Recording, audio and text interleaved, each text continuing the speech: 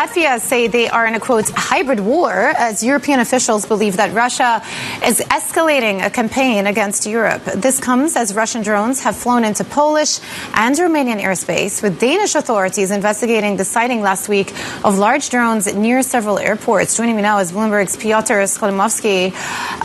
We're seeing with increased amount of frequency these incursions into NATO member airspace. Now, Latvia, you are in Latvia. How is the country responding to Russia's actions? Indeed. So we're talking about hybrid warfare, which is something like a gray zone between the war and peace. And Latvia, as well as other Baltic states, as well as Poland, actually, has found itself in this situation for quite some time now, at least since 2021, when we first saw these attempts by groups of migrants from the Middle East suddenly showing up at the border and trying to cross. And that created a situation of a crisis on the border. And it was the first wake-up call for these countries to respond. And Latvia was sort of at the forefront, along with the rest of what's essentially a NATO eastern flank.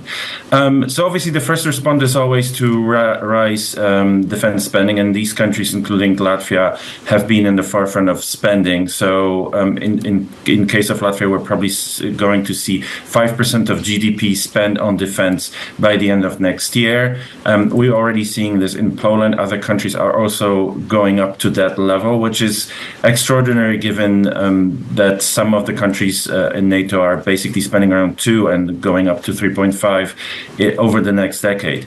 But that's obviously not enough. The first measure or the first response has been to reinforce border because of those flows coming in.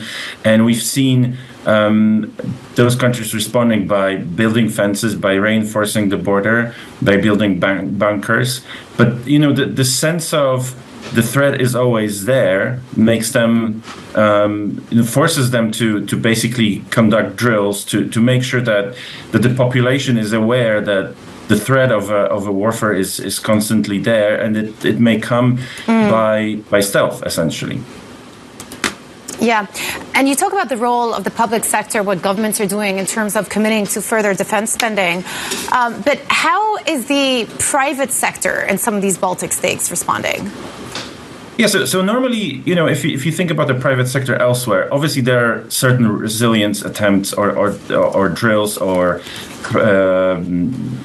tests for infrastructure companies, power companies, and so on. Here, it's more widespread. So you even have, as an example in the story, drugstore that goes through those attempts. But essentially, this is not just a drill in the case where you have an attack on infrastructure company like a power company, because that can be combined with misinformation, for example. So you have a situation where there's a disruption of service. At the same time, there's a misinformation campaign on the social media where you hear about this potentially being a disaster, and that drives population into panic. So those companies have been going through those tests for a very long time. We had one of the CEOs basically saying, in Western Europe, this might be new, but we are pretty much prepared. And the fact is that, looking at what's happening across Europe, across countries like Denmark, but probably also in UK, the sense of